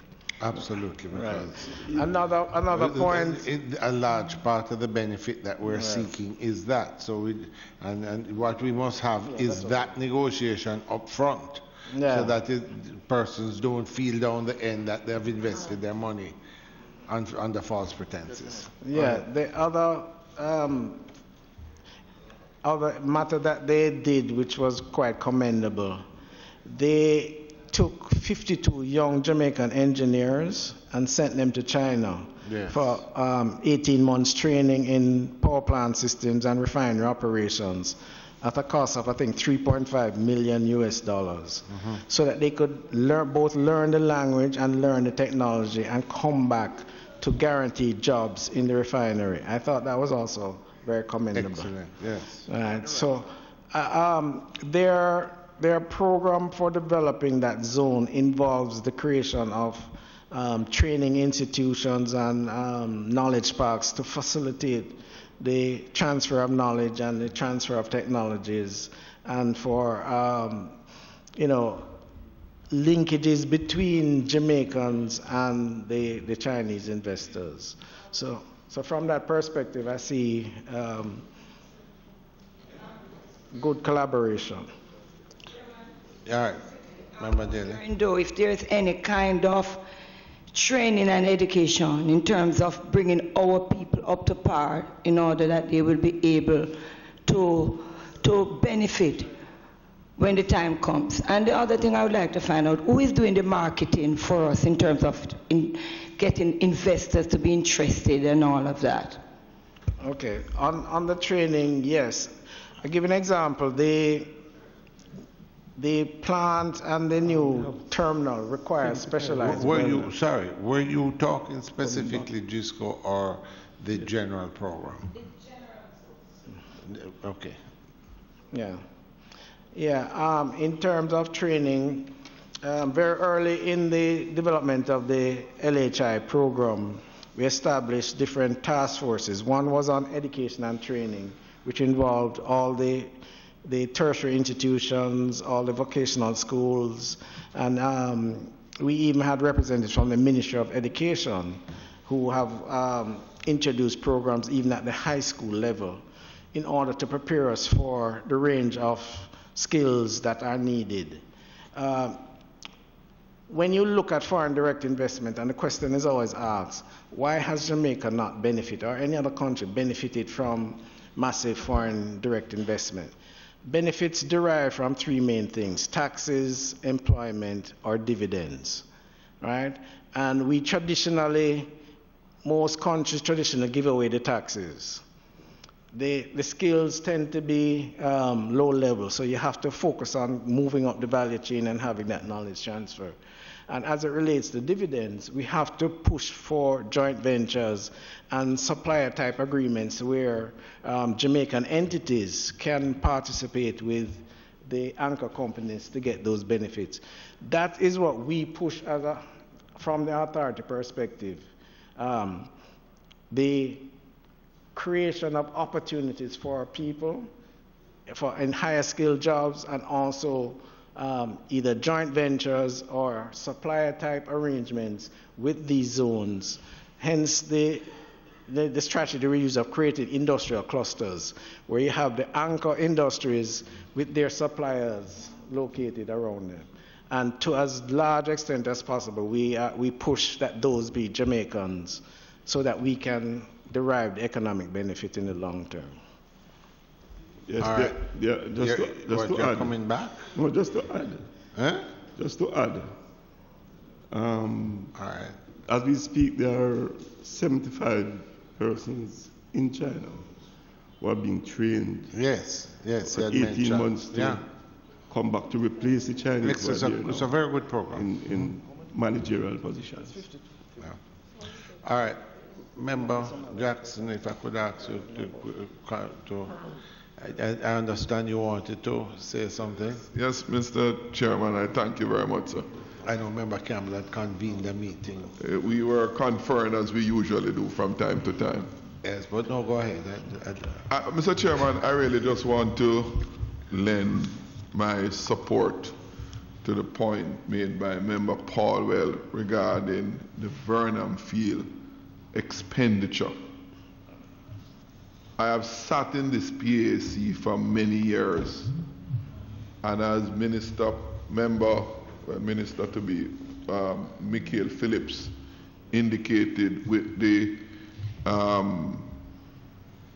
airport in Boscobel, where we spend millions of taxpayers' dollars on expanding the runway with the assurance of investors, of aircraft operators standing in the wings to utilize that airport, except for the fact that the runway was not expanded.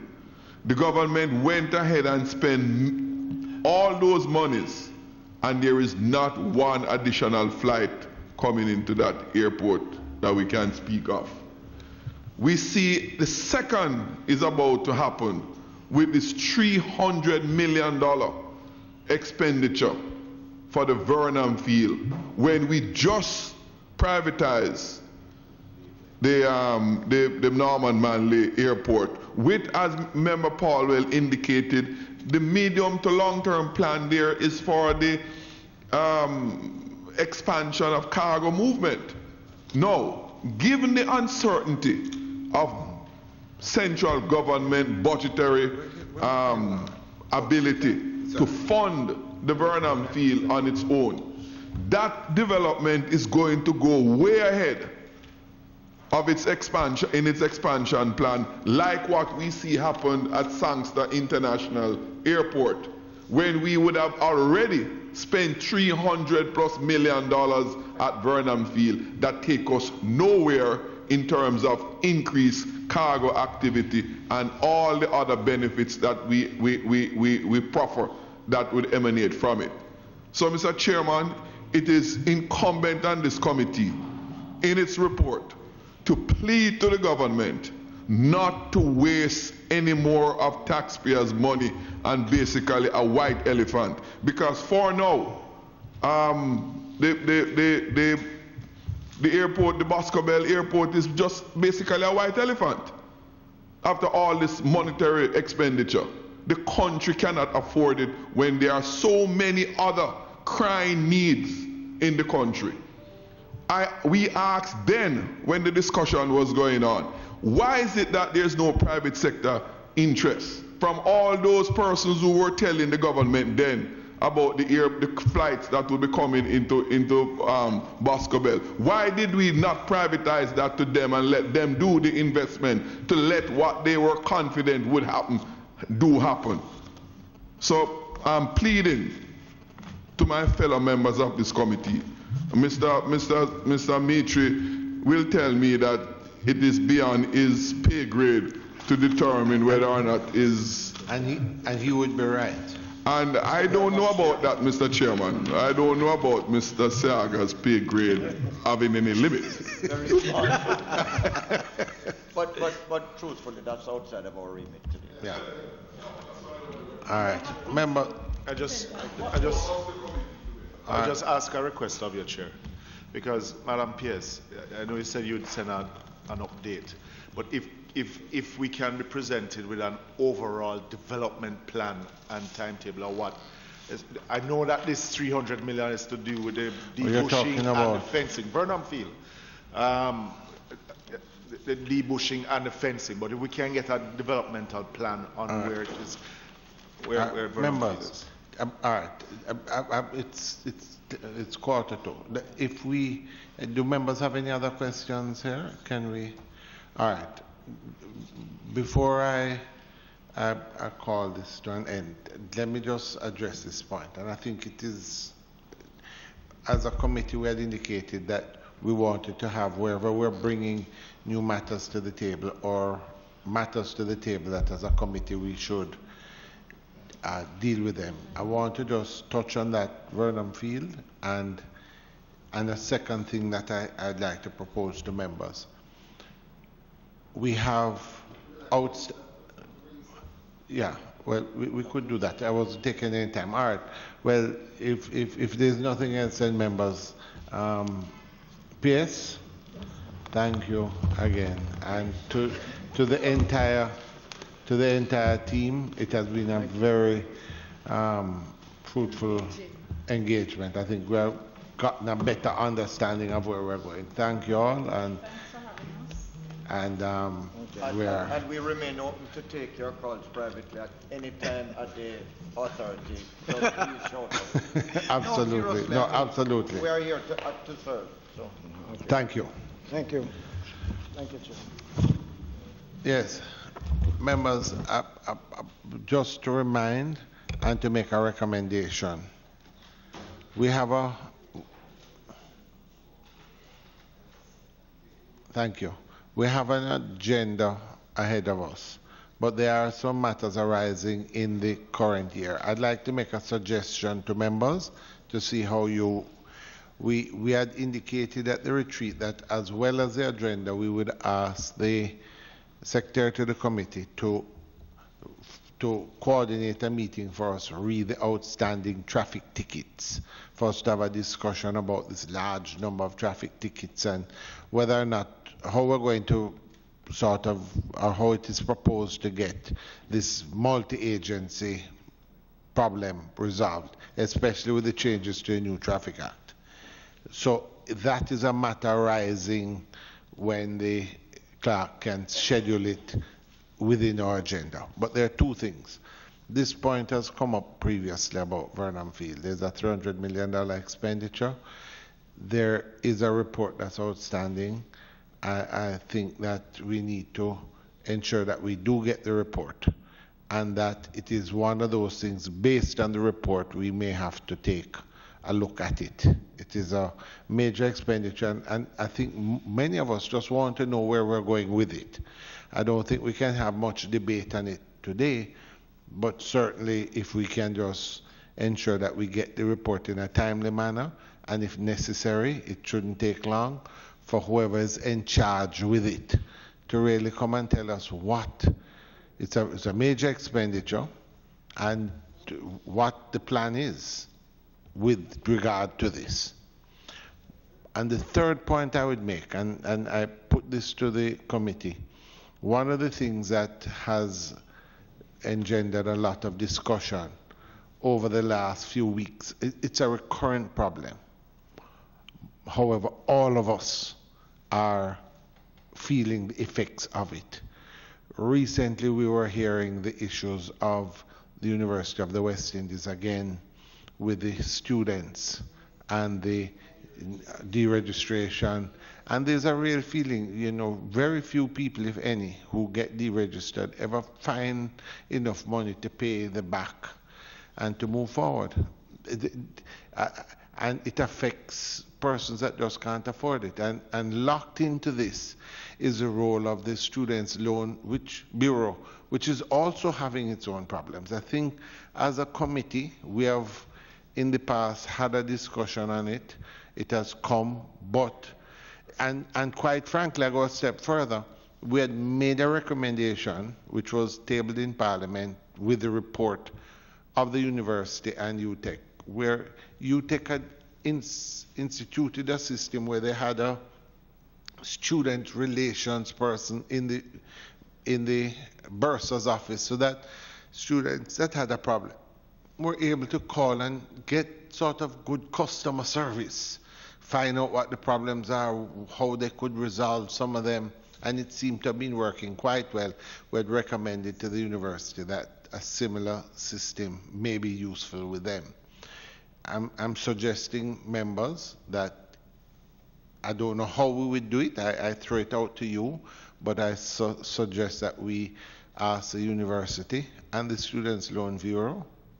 I don't know the extent to which it spans broader than that, but given the current situation, to come in and brief us. We do recognize that the university has to also collect. So there are two sides to it, but I think that there's a role for the PAAC in looking at what currently obtains and what recommendations could be made, not just to the university, but to our Ministry of Education and our government with regard to how it treats with them and the Students' Loan Bureau. So I throw that out. I'm seeking permission for us to invite them to appear before us. Chairman, I don't personally don't have an issue with their being invited, but how would that sit with UTEC and the other tertiary level institutions who I believe are having similar issues? And I don't. No, I would say to you, no, I'm making a suggestion that we could invite all. I think it's something, I really put it to the committee to sort of get consensus on how we can address it and the best way forward. So it's really guidance I'm seeking from the committee. I think it raises a much larger issue because I think there's an issue with the University of Technology in that the funding to the University of Technology is first the allocation for each student, is significantly less. Is significantly lower than for the University of the West Indies. And some issues of parity and all that are going to come up. I don't know what the attitude of UTech is in relation to students who have not paid fees. Do they deregister, or what is the approach they take in circumstances where they are being funded at a much lower level by the state? And this is a regional body which is receiving, and it is going to, we'd have to be looking at it in the context of what it is, the return to the state, because the state is contributing $10 billion a year to the University of the West Indies, and it is only contributing 5 to UTech. And then once we start doing the analysis and making a determination as to the quality of students or the contribution they're making to national development, it may take us into a whole different realm. So I'm not sure that I have the answer as to what, but then, you know, let us invite them and see where it takes us. I would say the two larger ones are you and UTech, I suspect. My suggestion is, I'd only seen this part in the news, and it's what I think we need is a briefing. How many persons are affected? There's a role for Students' Loan Bureau. The problem is it is having challenges as well. So I think that we have to kind of at least be properly briefed and make some recommendation. But this is something that's affecting a large cohort of our young potential, the brighter minds going forward, and I think that it is incumbent on us to at least have a discussion and see what we can garner out of it. I remember coming to this very PAC, and we had different bodies coming here to make recommendations.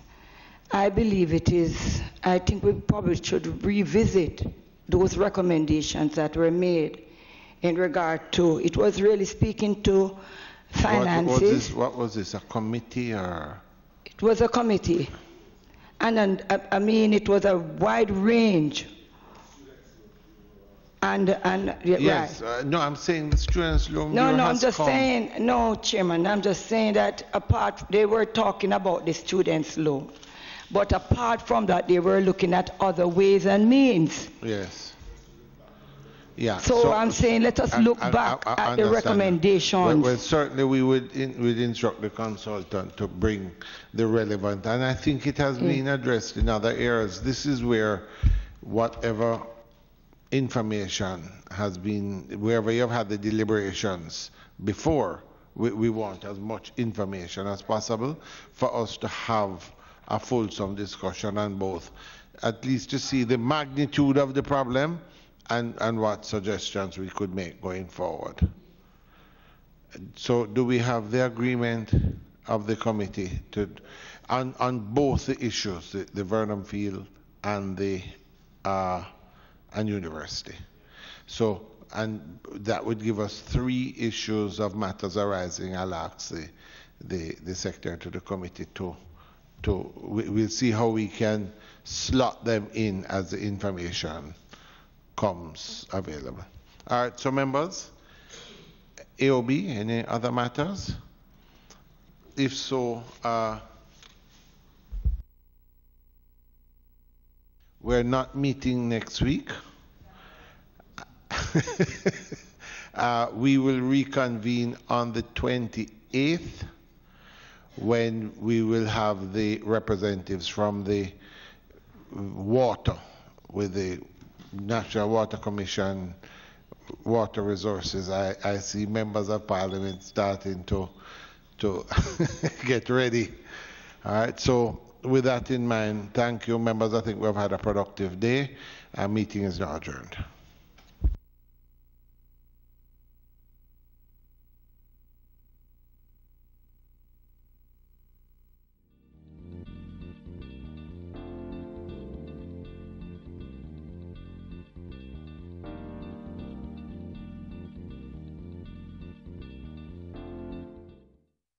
I would like to see every crime finish in Jamaica, and the children them, oh boy, it would be a happy world for them. Jamaica is very beautiful and nice, you know. There is nowhere like home. This place is paradise, you know. It's just the crime that really keeping us scared. Let's create a safer Jamaica. A message from the Ministry of National Security. In Jamaica, there needs to be one law for all. Every member of this society, regardless of profession, finances, or the area you live in. I have some bad news. The company didn't get the contract? The money they paid us for it has gotten out. Are you serious? I'm afraid so, and I understand that there are going to be corruption charges. Minister, please come with us, sir. Breaking news. A senior politician and senior civil servant have been charged for corruption. Thank God not all of them stay, sir. Build integrity. One law for all. A message from NIA. The single best thing you can do to protect yourself when online shopping is to be careful about who you're giving your payment details to. If you're not entirely sure whether the retailer you're visiting is reliable, do some research to verify its authenticity and its security. Educate yourself.